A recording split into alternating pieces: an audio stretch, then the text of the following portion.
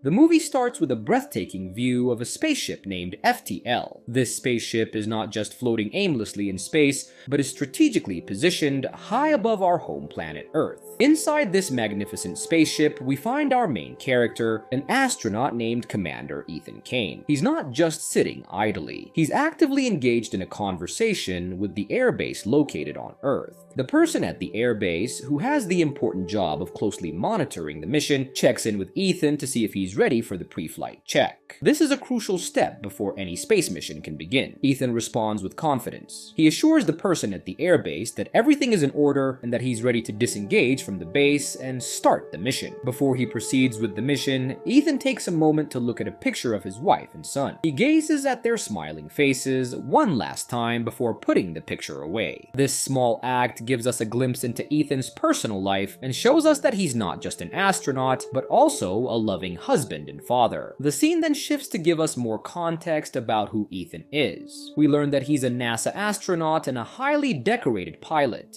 He's someone who has dedicated his life to exploring the cosmos and pushing the boundaries of human knowledge. However, he recently decided to retire from active duty so he could spend more time with his beloved wife and young son. Just as he's getting used to his new routine, he's approached with an offer to fly one last mission. This mission is of great importance, but his wife is not happy about it. She's worried about his safety and whether he'll return home safely. Ethan, understanding her concerns, reassures her that he will be okay and promises that he will return. He tells her that he would not have agreed to the mission if he had any doubts about his safety. His wife, still worried, asks him to promise to return safely. They share a loving kiss, a silent promise between them that he will return. The scene takes us back to Commander Ethan, who drives the ship to the initiation point. This is the place where the advanced spacecraft, FTL, is ready to start its mission. The spacecraft disengages from the interlocks it was attached to, a sign that the mission is about to begin. This is a mission to test the first, faster-than-light spacecraft. This is a groundbreaking mission that could change the future of space exploration. Before launching, Ethan confirms one more time with the base that he's ready. The mission overseer, a woman named Susan, wishes him Godspeed. The ship FTL lights up like a star in the night sky and gets dragged into nothingness, disappearing from view. Meanwhile, back on Earth, Ethan's wife and son are anxiously watching the news about the mission. The reporter on the news states that the whole world is waiting for the test of the very first faster-than-light propulsion system. The spacecraft, named the Longshot, is the most advanced ever built. In it, Commander Kane will travel to Mars, a journey that, according to NASA, will take just over 3 minutes. Back on the spacecraft, Ethan is traveling through space towards Mars. The force he experiences is exceptionally strong, and we can see how challenging it is for him. Despite the difficulty, in less than a minute or two, the faster-than-light spaceship appears in the higher orbit of Mars. Ethan confirms his arrival at the base, and everyone there applauds in celebration. The mission seems to have gone well. Susan, the mission overseer, tells him that he can now proceed with the next phase of the mission. At the same time, back at Ethan's house, the news reporter announces the safe arrival and success of the mission. Commander Kane has arrived at his destination and is now the first man to travel faster than light. Ethan's wife smiles and thanks God for her husband's safety. Now back with Ethan, he will be launching an entangled satellite into orbit around Mars. This satellite will allow real-time communication between Earth and Mars. Colony 1. Once he completes this task smoothly, he asks Susan if they can do it again and bring him back to Earth before his family starts to miss him. Susan smiles and permits him to initiate the return sequence. The technicians in the room start the process, but when Ethan begins the spin-up process, he encounters issues with the interlock. The base noticed on their computers that the interlock did not connect properly, preventing the ship from spinning up. They run some diagnostics and ask Ethan to try an up and down sequence. However, when he does so, the dashboard system starts to glitch. Unexpectedly, Ethan is dragged back into space before he is ready. The base loses track of his departure. Soon, we see him traveling faster than the speed of light, but without control of the ship. The ship swerves left and right, unable to balance itself. Commander Ethan is panicking and trying to communicate with the base, repeatedly telling them he has lost control. He is being pulled towards a new vector, but the base cannot hear him due to the loss of communication. As he approaches light speed, he experiences massive stress and becomes so sick that he nearly passes out. Shortly after, he is thrown into a space where there is nothing but a huge circular thing consumed with a bright light source. The light reflects upon him. He wakes up in a blur and notices his surroundings. It is astonishing, terrifying, and confusing. He looks around and sees the light illuminating from a perfect circle in front of him. Meanwhile, at the base, they are struggling to find his location. The tech team is unable to find his vector, and therefore they cannot find any trace of the ship. Officially, they declare him a lost cause. Back at Ethan's house, his wife is terrified as she hears the news report stating the current situation. She learns that Commander Kane seems to have disappeared. The Longshot was ready to make the return voyage home, but something seems to have gone wrong. The reporter says they promise to continue following the story and provide updates on any new developments. Ethan's child asks his mom where his dad went, but she freezes, hearing her worries about her beloved husband manifest into reality. Back in space, Ethan is still inside the spaceship, waiting for a miracle to happen. He feels very hopeless as he stares into the nothingness and the bright light in front of him. The emptiness around him makes him feel lonely and sad. To comfort himself, he picks up the picture of his wife and son. As he looks at their smiling faces, tears start to fill his eyes. He remembers all the good times they had together and how happy they used to be. These flashbacks make him feel even sadder because he promised his wife he would come back, and now he is not sure if he can keep that promise. While Ethan is lost in his thoughts, he suddenly notices two big crystal-like things coming out of the bright light. These crystal things start to move towards the ship, FTL. The atmosphere inside the spaceship becomes very tense as Ethan watches them getting closer and closer. The windows of the spaceship start to crack because they cannot resist the powerful light from the crystals. Ethan thinks this might be his final moment, but something unexpected happens. Instead of being harmed, he starts to dissolve into nothingness. His body slowly disappears as if he is becoming invisible. Once he is fully gone, the two crystal-looking lights return to their source of light.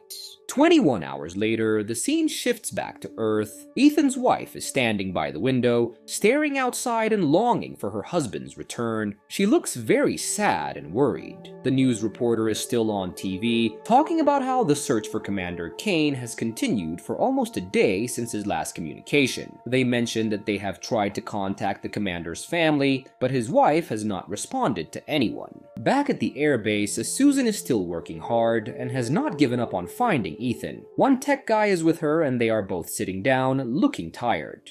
Susan tells the guy to go home for the day because there is nothing more he can do. Just as she says this, they receive some signals on the computers. These signals show different anomalies, which are unusual data patterns.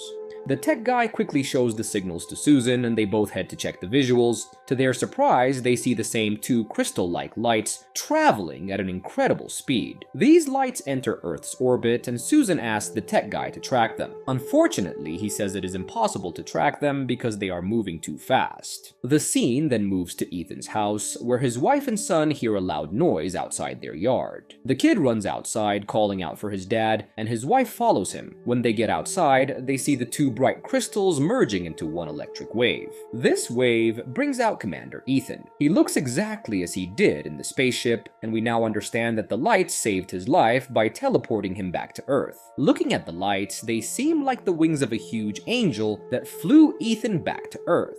Regardless of what they might be, the important thing is that Ethan is saved and has another chance to enjoy his retirement. He soon regains consciousness and walks towards his wife. She cannot believe it is him. She checks his body parts and faces to make sure it is truly Ethan. When she realizes it is him, she breaks down in his arms, holding him tightly and not wanting to let go. Their son also joins them, and the family embraces each other in a warm hug. But just before the movie ends, we see a tiny sparkling light inside Ethan's head. This light makes us wonder if he could be an alien or if the lights were something other than angel wings. However, what matters most is that Ethan is back with his family, safe and sound.